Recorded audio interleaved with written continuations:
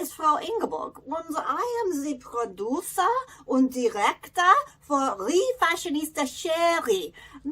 Now, she recently got this dress from the Thrift store, but it is not her style at all. It is my style. It is not her style. So today, she is going to transform it into something fantastic for herself. So let's take a look. For this awesomely quick, frumpy dress transforming project, all you need is your dowdy dress plus your sewing gear. Now, I just want to have a little appreciation shout out here for how gorgeous actually these sleeve cuffs and buttons are. I mean, clearly this dress is from maybe the late 60s, early 70s, and it is 100% handmade. You can absolutely tell from the interior stitching and everything else that this was made with love in somebody's home. And this is another reason why I love vintage items so much, is they always have a story with them. And if something isn't quite your style, like this really is, from the pattern to the length to everything, it's very, very frumpy, in my opinion, and I would not wear it as is. But I think once I get these funky embellishments done, of which I have more than a few ideas here, it's going to look awesome. But do let me know down below, what do you think about, you know, kind of frumptastic vintage items? Do you get them on purpose like I do so you can refashion them into something that you'll actually wear, or do you kind of avoid them when you are out at the thrift shop? Let me know down below. Alrighty, so you can see I now have my dress inside out and I have it with the back facing up. Because this does have quite a long zipper on it, I am going to have to deal with that first before I start doing any chopping and embellishing at all. But I do want to make this into a top, so I do have to figure out how long I want my top to be. And of course, there's a couple different ways you can do this. You can put it on and then simply mark with a pin the ideal length you'd like for the top. But for me, I think I'm going to use this super simple method and simply grab a blouse that I like the fit of. I mean, come on, how absolutely amazing is this vintage beauty here? And, you know, kind of an interesting little factoid. For years, I didn't like ruffles at all. And then I don't know if it's an age thing or a wisdom thing or a maturity thing, but I'm really getting into ruffles now. I mean, that's what we're doing to this dress. We're going to add some ruffles to it. But I didn't like ruffles so much. I even have a tutorial on my blog about how to remove ruffles and what you can replace them with from more than a few years ago. So I shall link that down below for you. But anyway, so we are going to take this blouse and use it to create the length of the dress. So I'm just going to line up the shoulder seams and the neckline.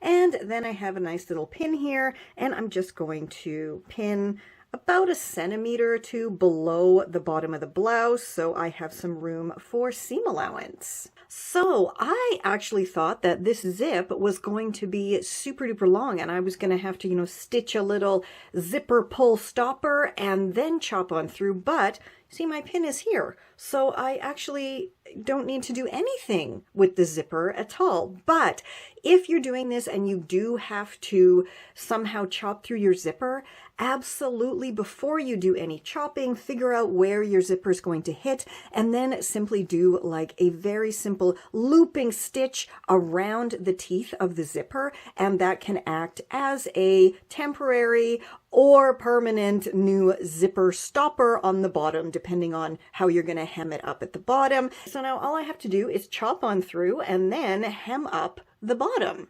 So now that my shirt has a lovely clean hem and it's exactly the length I want it to be, let's start with the ruffly embellishments. So to make my life a whole lot easier, I am first going to cut off the hemmed bottom of the chopped skirt part of the dress, and then it's already hemmed up. It's already folded over, hemmed, and I don't have to then chop pieces, re-hem it, turn into a tube and all that stuff. It's already done for me. So let's chop this and then we can get going.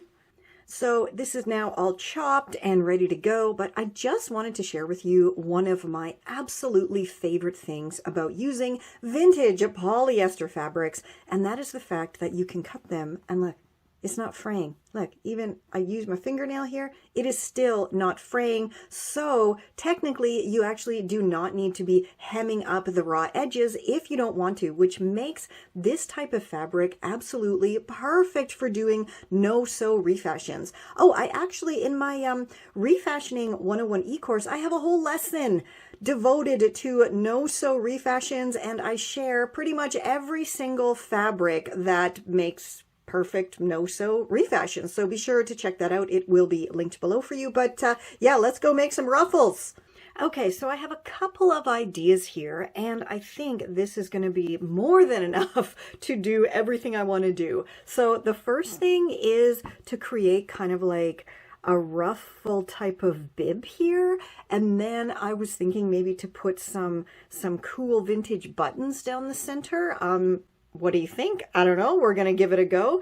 And then the other idea I had was to add, let's ruffle that a little bit up here, add some ruffles here just on the shoulder seams, kind of like exactly what I removed in that old tutorial I'm going to put onto this new tutorial. So let's get going. Let's start with the sleeves actually, because I think that's going to be a little quicker than faffing about to make the bib here. So first, all I'm going to do is remove part of the shoulder seam on each sleeve. And I've started this one about 4 or 5 centimeters down from the actual top of the shoulder seam here. And then I'm going to go 2 or 3 centimeters past the top shoulder seam along the back as well, so I can insert my ruffles. Okay, so I have both of my shoulders open pretty darn evenly, and I have cut 2 equal pieces of my bottom hem fabric, and now I'm just gonna create those ruffles. And I was thinking, let's maybe try to do them in there, but no, we're not gonna do that. I'm going to do my nice little pin tucks like I always do, like so, and then I'm going to stitch my ruffles first, so then I can simply insert them and sew them on. So I have my very, very simple basic little shoulder ruffles now done.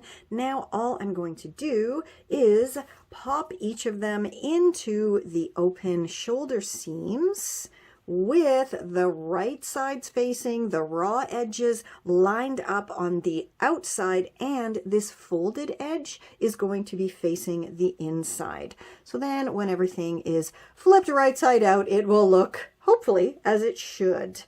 Now all I have to do is go and stitch it together, and then we'll flip it right side out and see if it worked.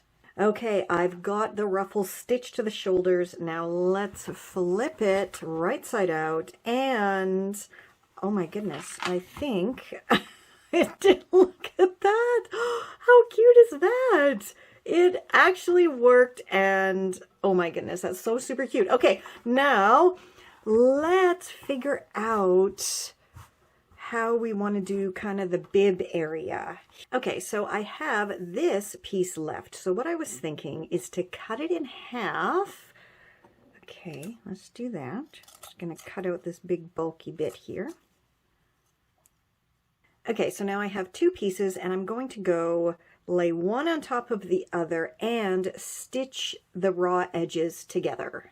Alrighty, so I finished my little kind of ruffled collar, and I think it came out pretty good. Like, all I did was stitch those 2 pieces together, then fold it over, and added a couple of vintage buttons, and now all I have to do is center it and stitch it on. But I think I'm gonna hand stitch it on because my poor old machine is really not liking this thick vintage polyester. Okay, I have it all stitched on, plus the shoulder ruffles came out so well. So let's go try it on and style it up. La-la! And the shirt is finished, and it is fabulous, except this fabric keeps twisting. It should be here, and it keeps twisting to that side, and I don't know why. So So if you have a solution to that, I don't know if it's a little bit too wide somewhere, I don't know, or maybe it's just the fabric and I'll just have to live with it, I don't know, but I love this result. And this little collar ruffle is adorable with the vintage buttons, but the best, seriously, are these shoulder ruffles. How cute did those come out? And this is no longer from-tastic. It is super cool, in my humble refashionista opinion. Speaking of opinions, do let me know down below if you guys would like more of these embellishing type of refashions. Like, they're pretty quick, they're pretty simple, but you see, they do have dramatic results, you know, so let me know if you have something in your closet, like some kind of frumpy dress, trousers, shirt, whatever, describe it down below. I will try to find something similar and figure out how to embellish and refashion it for you. But you know what? I think it is about that time for troll time. And today, Frau Inge is hosting troll time, so enjoy. Hallo again, it is me, Frau Inge, and today I am going to be doing the troll time for Refashionista Sheri. So let's just get right into it. Okay, today we have here ein Kommentar von Laverne, and Laverne says, just like some people should not wear biker shorts, some people should not craft.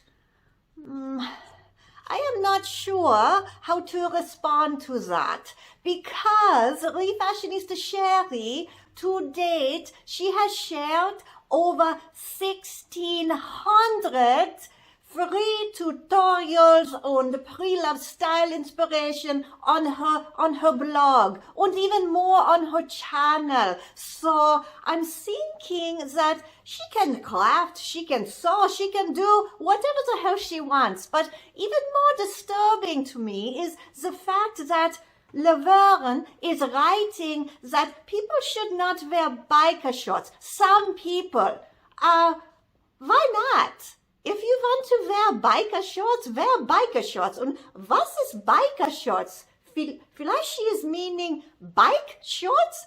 Because for me, biker shorts, that would be like little leather shorts that a Harley man might wear. What do you think? Is that what she meant? Did she mean leather shorts on a motorcycle, on a biker shorts? Or did she mean bike shorts? I am not sure.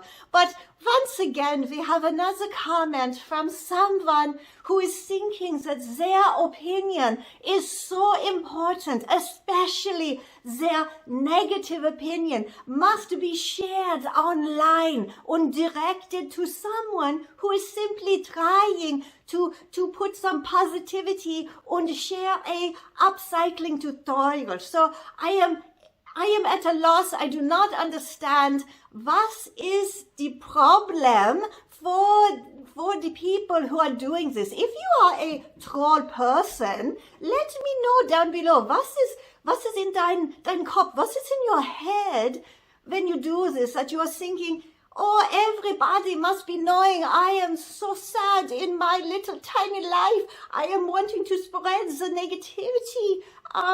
But yeah, if you want more tutorials, as I said, on Sheri's blog, she has over 1,600. She has been sharing since about 2011, when she was living in Berlin.